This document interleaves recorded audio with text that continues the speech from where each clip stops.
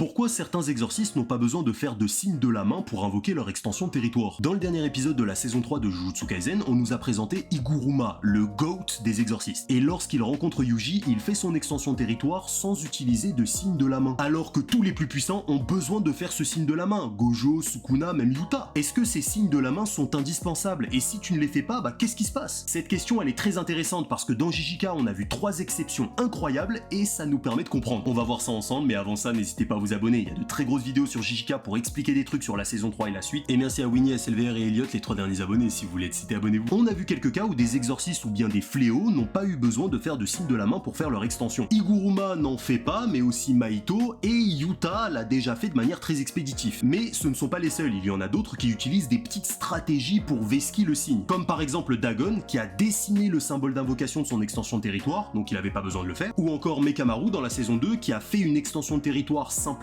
en créant un objet. Donc tu peux faire ton extension de territoire sans forcément faire le signe de la main. Mais c'est pas conseillé. Invoquer son extension de territoire, c'est un rituel. Et plus le rituel est fait de manière bancale, plus ton extension de territoire sera claquée. Mais alors Iguruma dans le dernier épisode, il a invoqué un territoire faible? Non. Parce que son signe, c'est peut-être pas ce que vous pensez. On le voit utiliser son petit marteau de juge lorsqu'il invoque son territoire. Et je pense que c'est l'équivalent de son signe de la main.